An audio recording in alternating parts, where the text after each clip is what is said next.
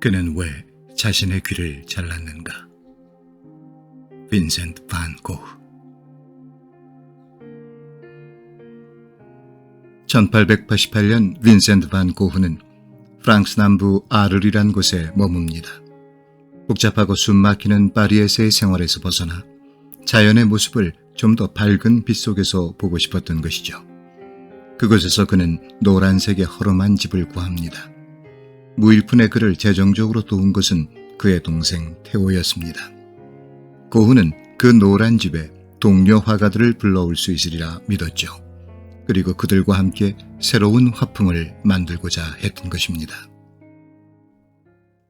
고흐가 그린 그 노란 집의 배경을 이루는 하늘은 왜 그렇게 짙푸른 색이어야 했을까요? 고흐는 그곳에서 일어날 비극을 이미 예감하고 있었을지도 모릅니다. 그러던 어느 날 파리에서 만났던 동료 화가 고갱이 아르레 노란 집으로 찾아옵니다. 두 사람의 만남은 미술사의 대사건이기도 했지만 고흐 개인에게는 파멸의 시작이기도 했습니다. 고흐의 예민하고 변덕스러운 기질은 늘 고갱의 마음에 상처를 입혔습니다. 마침내 고흐의 이유 없는 분노에 절망한 고갱은 아르를 떠나기로 결심합니다. 떠나가는 고갱의 뒤를 쫓아온 고흐의 손에는 면도칼이 쥐어져 있었습니다. 고갱의 격한 만류에도 불구하고 고흐는 결국 자신의 귀를 자르고야 맙니다. 고갱이 떠난 후 그는 광기의 발작을 계속합니다. 그리고 마침내 정신병원으로 들어갑니다. 1890년 정신병원에서 나온 고흐는 한결 나아진 모습을 보였습니다. 그리고 파리 근교 오베르라는 곳으로 이주하기 위해 길을 떠납니다. 그러나 그 여정 중에 그는 스스로에게 총을 쏴 자살을 시도하고 결국 그 사건 2달 후 그는 숨을 거두고 맙니다. 천재 화가의 참으로 안타까운 죽음이었습니다. 고흐의 삶에 예술적 본능이 끌어오른 것은 그의 천국이며 동시에 지옥이었습니다. 그는 삶에 대한 기대가 없는 사람으로 보였습니다. 그의 작품 감자 먹는 사람들에 나오는 흑인 여인들의 표정은 피로에 지친 우울함과 삶에 대한 무관심을 보여주고 있었습니다. 고흐가 지고 있던 삶의 무게였을까요? 램프에서 흘러나오는 희미한 빛들은 마치 탄광의 갱 속에 갇혀 구조를 기다리는 광부의 얼굴로 스며드는 한 줄기 희미한 빛처럼 보이기도 했습니다. 하지만 그들의 표정에는 급박함이 없습니다. 그 어떤 분노의 표식도 없습니다.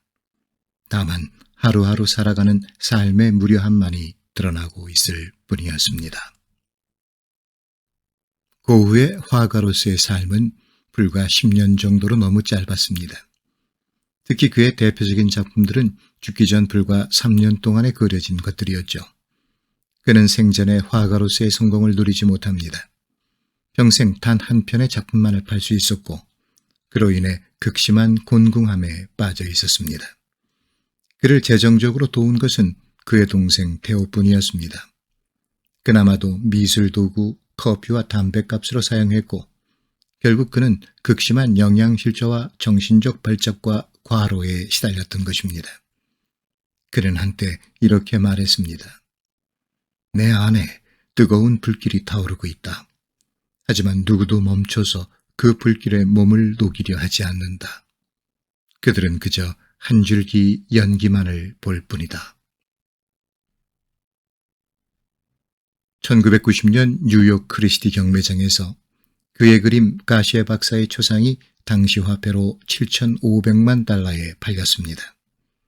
하지만 오늘날 그의 작품이 고가로 경매되고 있다는 사실이 그의 고뇌에 찬 삶의 무게를 덜어주는 것은 아니겠죠.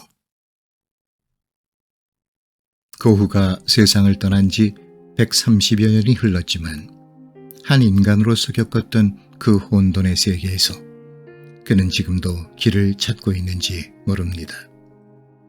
별이 빛나는 밤하늘 아래에서